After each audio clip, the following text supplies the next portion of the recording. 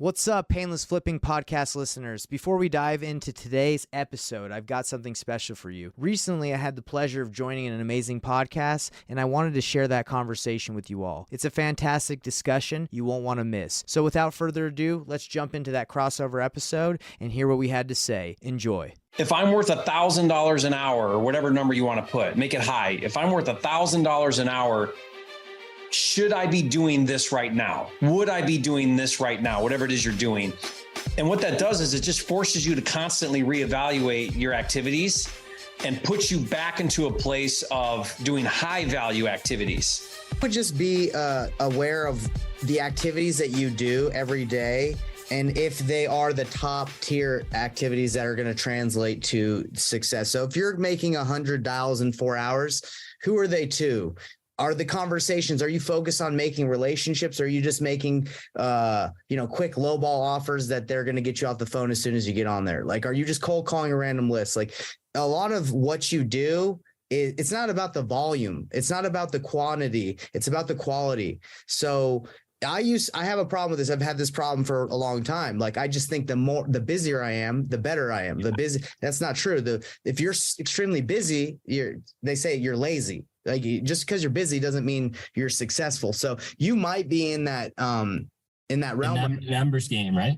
Yeah. Like, well, you got to be careful that, like, just because we say numbers game doesn't mean like you're just throwing crap at the wall, right? Like, you got to be strategic. You got to practice on how you're having conversations. If you can tell me right now that you've been doing this for 4 or 5 months, however long, and you don't have like 10 solid agents where you have a relationship with, where you could just call them right now and have a conversation with them, ask them what they got coming on their deck. Like, you could potentially be wasting your time if you don't have, like, you haven't made those relationships throughout calling. So that's it. I don't know who you're calling, but I'm just saying it's the quality of your conversations you have, not the quantity, because you can stick a virtual assistant on a dialer for a month and then not get a deal, and they could have called 10,000 people, right?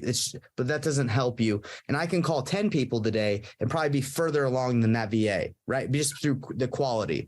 So that would just be my my advice. Love that. Yeah, that's great. One thing that's been really helpful for me is ask yourself this question: is this, whatever it is you're doing, is this right now the best use of my time?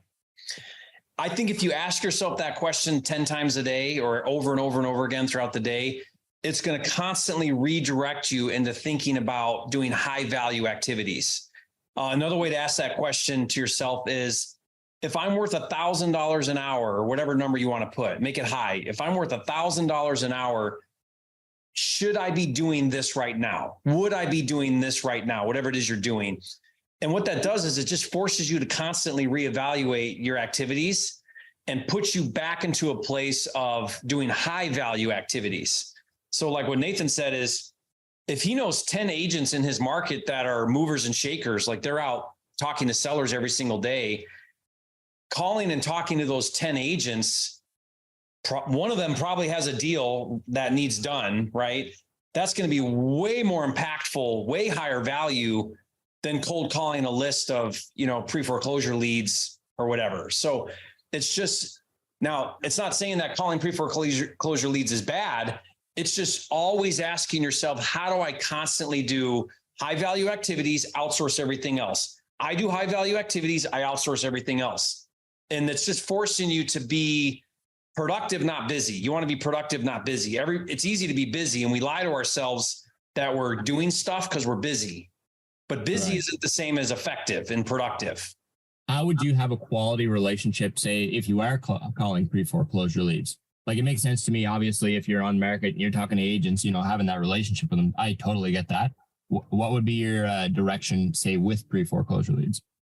Well, I just think you personally dialing any leads is probably not a good use of your time, because you can outsource that for $5 an hour, right? So you're worth more than $5 an hour. So why would you cold call leads?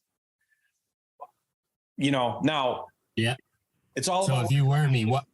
If you I get $5 an hour to pay, then that's you, right? But if you've got but like, I understand what you're saying. Yeah. Like, use your time more effectively. If you were in my shoes, how would you be using my time, or your time per se?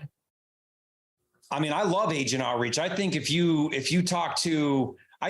had 25 active agents in your market, active meaning they're spending money on marketing, they're talking to sellers every day, they're listing, selling houses and all of that, 25 in a market, and you call those and you build a relationship, and now they start calling you with leads, you will do deals every single month. It takes about 25 agents to be doing, I think, about 3, 4, 5 deals a month, 25 to 30 really good, solid agent relationships.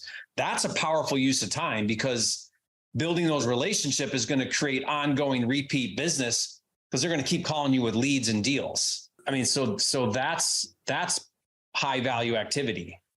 Okay. You know, thinking through things like that, having a VA cold call a list, and then you just talk to the warm sellers that are ready to sell. That's a better use of time. That's just looking through your day and saying, how do I spend my time doing the highest value activities and constantly raising the bar? Yeah, what you're saying makes so much sense. Thank you. At some point, it won't even be a good use of your time for you to close those deals. You'll have an acquisitions manager that closes those deals, right? So everything's in stages. So it is what it is wherever you're at, because you start where you're at. And if you start where you're at, you know, when you start, you're the janitor and the CEO, you know, yeah. Right. But eventually you want to not be the janitor and the CEO and just be the CEO. Right. But, you know, you got to start where you are, and just, that's why asking the question constantly forces you to be making better choices around how you use your time. Yeah. Is this the best use of my time? The best use of my time right now, whatever it is, it is. But then every day, how do I increase my output? The way you increase your output is you do better. You put in and you get out, right? So the better I put in, the more I get out, the better I get out. So how do I make my input into the business higher and higher value so I get higher and higher output?